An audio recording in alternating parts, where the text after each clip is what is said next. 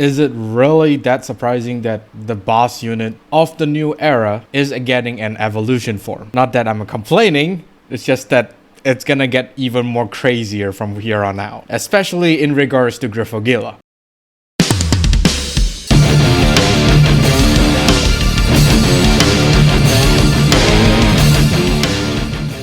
This video is sponsored by Phoenix Pharos Cards. If you need supplies of singles or splits for Cardfight Vanguard, especially the ones in the video, do check out Phoenix Pharos Cards today, and as a bonus, use the promo code MetaNerd to get an amazing 5% discount. And with that being said, let's get on with the video. Greetings YouTube, welcome back to the MetaNerd channel. I am Marcus, bringing you another video for Cardfight Vanguard Willdress.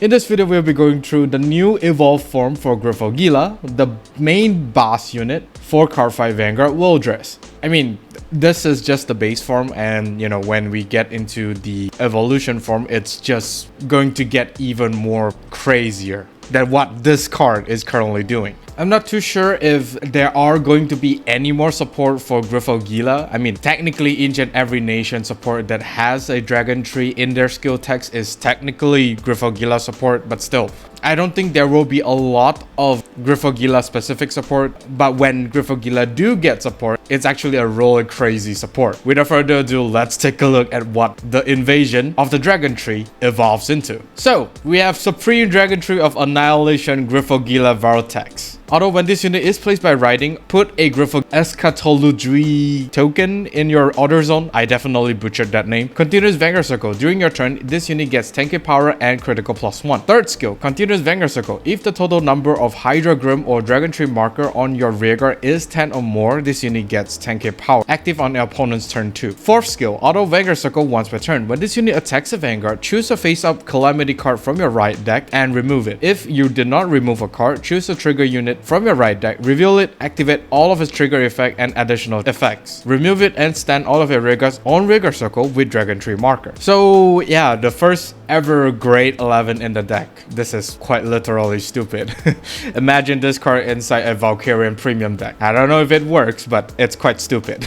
So the first ever grade 11 of the deck, not sure what the impact of grade 11 will be, but then we are starting to see like a support cards that actually gain more powerful the more the opponent grade is, which at the moment the current highest grade that we can have inside Cardfight Vanguard is this guy here. Not sure why Busher decided to give more cards that is going to be more powerful the more great an opponent's Vanguard is, but the only problem with those cards is that they don't really synergize that well with the current deck that we have. So it's a little bit of a weird situation in terms of this guy here and the support that is meant to counter this card. Yeah, it's a little bit weird. However, unlike the base form where you can just superior write from anywhere from your hand or the deck, you might need to rely a little bit on RNG to get this card into the hand so that you can write it on top of the grade 10. Not that it's impossible, it's just that you might not consistently write this card on turn 4 where you can just like go ahead and accelerate the whole over trigger activation turn. But regardless of the consistency being a downside, what you will have from this guy here is that you will be gaining a critical without relying on the numbers of Dragontree marker on the field. But then again, because the base form do requires you to have 3 or more Dragontree marker for you to even get the critical +1. This guy here doesn't really need to see if you have any Dragontree marker or not. You straight away get a critical +1 and a 10k power. Of course, the trade-off for that is that this guy here will be a slightly lower power than the base Griphogila, because the more Dragontree marker you have, the more powerful the base form of Griphogila is going to be. But it doesn't really matter if the power is a little bit bigger, because by the time your OT turn comes, it's not going to matter as much. But the critical on this guy here that does not really rely on anything is quite huge, I would say. With a permanent 2 critical Vanguard attack, it's going to be really scary. And yeah, as you guys already noticed, it is an 18k base Vanguard. Not going to be the easiest for certain decks to hit over, but still 18k base makes the whole deck really tanky. And not only that, this card is a 28k base once you have 10 Dragontree marker or any Hydra Groom unit on your rearguard circle, which means that you will need at least 5 Dragontree marker as well as 5 other grade 1 or grade 2 Dragontree for you to fulfill this unit's cost, to fulfill the condition to get the extra 10k power, either Hydra Groom or Dragontree marker. You will have a 28k Vanguard attack with a 2 critical, and it is a 28k base on the opponent's turn 2. Even with with the power creep that we currently have, having to hit over 28k isn't really that easy either, because not every single deck out there hits like a truck, which is going to be a big problem once this Griphogila managed to achieve the 10 numbers of Hydra Groom as well as Dragontree mark. It is going to be quite challenging because for every Dragontree marker that you generate other than from Griphogila, all of them cost 1 Counterblast. So it's a matter of how you balance out getting Dragontree marker as well as activating your other skills that requires you to Counterblast. And as another form of balancing, just so that this card is not broken, is that this card does not have the Persona Right icon, which the base form still has. It's something to be relieved of, but then again, with the amount of Dragontree mark that this boss unit is generating, as well as the power that he is gaining by himself, does he even need the Persona Right?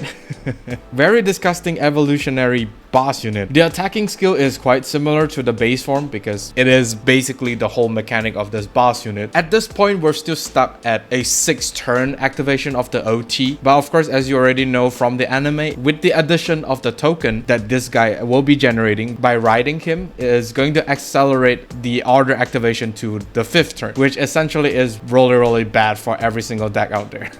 Let's take a look at the token, and maybe by then you will understand why it is able to accelerate to the 5th turn of OT activation. So this is the token, Gripho Escatulojui token. This represents a Gripho token and cannot be put into the deck. Auto Order Zone. At the beginning of your main phase, you may search your deck for up to 1 trigger unit, put it face up into the right deck and shuffle the deck. If you put a card, choose a Hydra Groom from your drop and you may call it to rearguard circle. Second skill, Active Order Zone. Once per turn. Cost, discard a card with Griphogila in its card name from your hand, draw a card, choose one of your rearguards and put a Dragontree marker. Then, cost, put the top card of your deck into a damage zone face down, choose a face up Calamity card from your right deck and remove it. So we actually have a lot of stuff to talk about this card rather than the evolution form for Griphogila. Having the ability to trade out 1 trigger unit to Superior Call another Hydra Groom from the drop zone is actually very nice, depending on what nation that Griphogila has access to, because as we all know, Griphogila by himself is nationless, which means that he's able to play with whatever nation that we currently have inside Cardfight Vanguard. It's actually very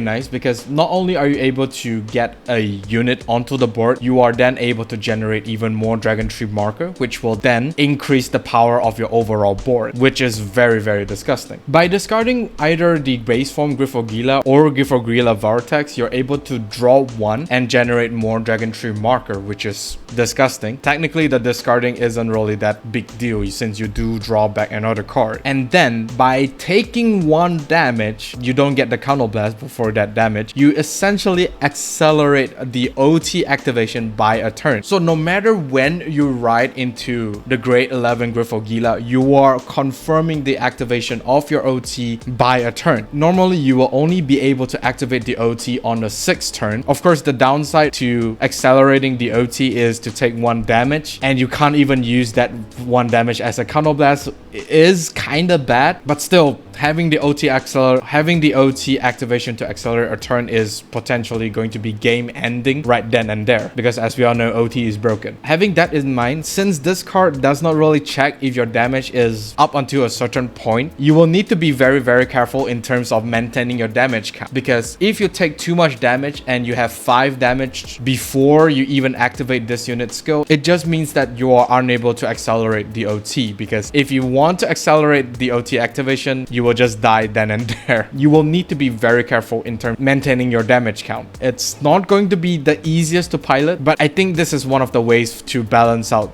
the absurdity of this card. It's really stupid. So yeah, that's basically the main boss unit for Cardfight Vanguard. It is going to be quite interesting to see what people come up with and the combination of which nation will function well with what OT, as well as what cards that is going to be played within that nation together with this evolution. It's actually interesting to see. And that is all for this video. Do let me know down in the comment section of what do you think of the grade 11 Griphogila. This is a short video because we don't really get a lot from Griphogila specific support. But of course, the amount of brainstorming and deck building as well as deck testing of this deck is going to be literally insane, because the card pool for this deck to actually play is actually the most out of any right line that we currently have within Cardfight Vanguard Willdress. And this is only talking about the card pool. We actually have the choices of over trigger that not necessarily is nation specific, but we do have the red and blue OT that players could take advantage of in terms of deck building. The possibility of this deck is actually endless. Not so much for the opponent, but yeah, I'm pretty sure you guys will be able to find a way to make this deck work, and I'm very hyped to see what people will be coming up for this guy here. Do like and subscribe if you like this video, and of course during the bell notification icon so that you don't miss a video I upload. With that being said, I'll see you all on the field. Even when you feel low, you can still go. Even when you feel slow, you can still go. Even when there's no hope, you can still go. I never answer to no, man, I still go. Go, go.